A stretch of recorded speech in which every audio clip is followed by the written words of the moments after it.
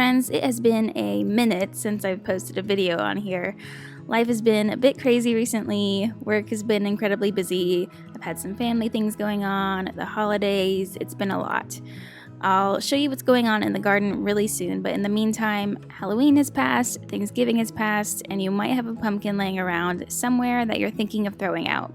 But instead, why don't you consider roasting it up and making a delicious pumpkin bread and roasted pumpkin seeds? Today I'll show you exactly how to do that.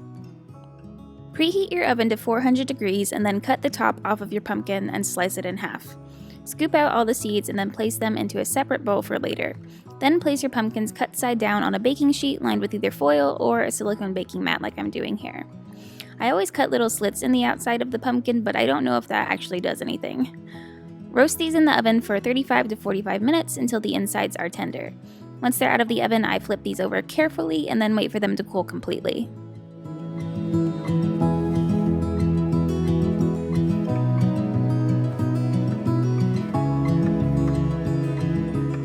Once the pumpkins have cooled off completely, scoop out all of the flesh and place it in a separate container.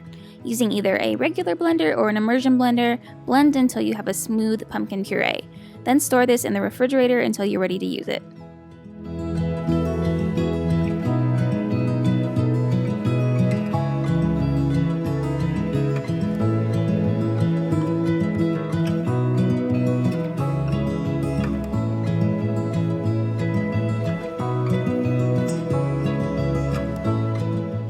The easiest way to get all of the pumpkin gunk off of your pumpkin seeds is to fill your bowl with water. The pumpkin seeds will float to the top, and it's really easy to scoop them out and then place them in a strainer. Give them a quick rinse once you're done and then place them on a towel in a single layer so that they can dry. You want to make sure that they're completely dry before you roast them, otherwise they'll steam in the oven and be chewy instead of crunchy, and you don't want that. I usually let mine sit overnight just to be safe. The next day, add your dried seeds to a bowl and add just enough olive oil to coat the seeds. I'm using about a tablespoon here. Then give them a mix. You can season your pumpkin seeds however you want. Some people like just salt, some people do like a cinnamon sugar sort of seasoning. Today I'm going for an Italian sort of flavor, so I'm adding some of my dried basil from the garden, garlic powder, oregano, and salt. Then I'll sprinkle this over the seeds and give them a good mix so that all the seeds are seasoned.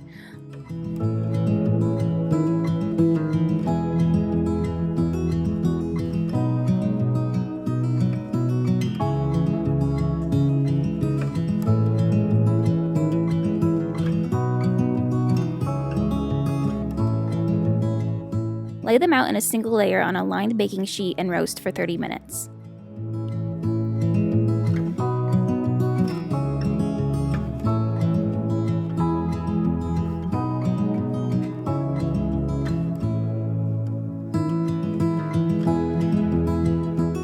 Once the seeds are out of the oven, let them cool completely and then transfer them to a storage container, and they're ready to eat.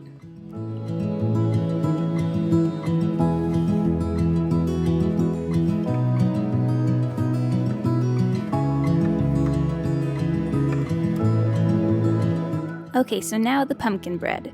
We're going to use the puree that we made earlier to make a spiced sourdough pumpkin loaf. This is a recipe from Farmhouse on Boone that I will link below, so check that out to get all the exact measurements and instructions. And full disclosure, I made this recipe 3 times to get it right. One of the problems that I later discovered is that my kitchen scale is no longer accurate, so that messed up a lot of things. So I'll definitely be getting a new one of those soon. Other than that, I have a few suggestions for making this turn out great. Firstly, mix all of the other ingredients besides flour first to make sure that they're all incorporated, otherwise it's tricky to get everything blended well. And then secondly, you really need to use a super active starter. The first 2 times I made it, my starter was active, but it wasn't quite at peak activity, and that really made a difference in this recipe. Sometimes you can get away with it and it doesn't matter too much, but for this recipe it definitely does. I mixed the pumpkin, salt, sugar, water, sourdough starter, and pumpkin pie spices in a large bowl, then added the flour and mixed until everything was incorporated.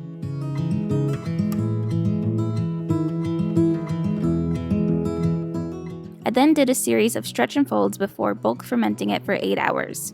Then I covered it with plastic wrap and let it continue to ferment in the refrigerator overnight.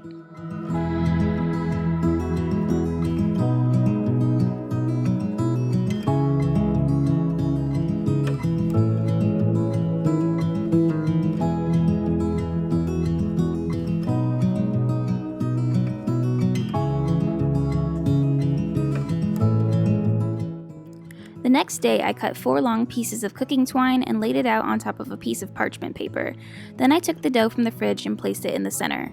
I tied the ends of the string together and then cut the excess. These don't need to be super tight since the bread will expand while baking.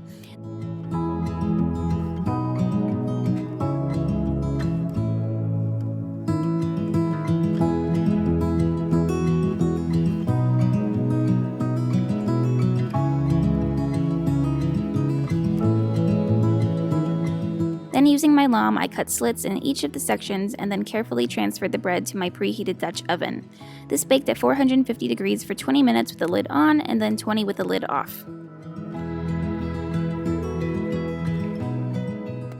Once the bread was done baking, I transferred it to a cooling rack and removed the twine. Then I let it cool.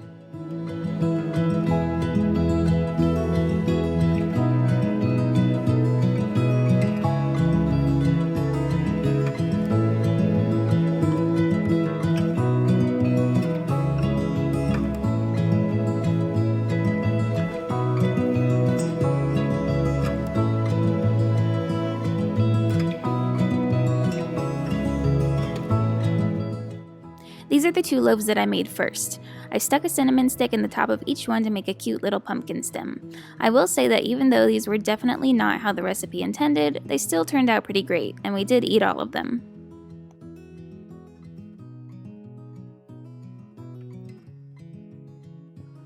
To take this bread to the next level, make this really easy honey goat cheese spread.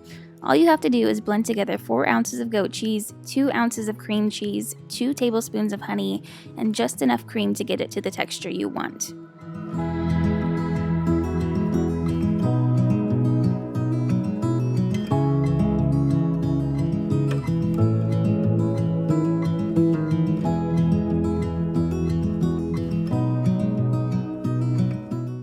Top a piece of toasted bread with the whipped goat cheese, a sprinkle of cinnamon, and a drizzle of honey to make the most delicious snack or breakfast or dessert. Really, it's good anytime.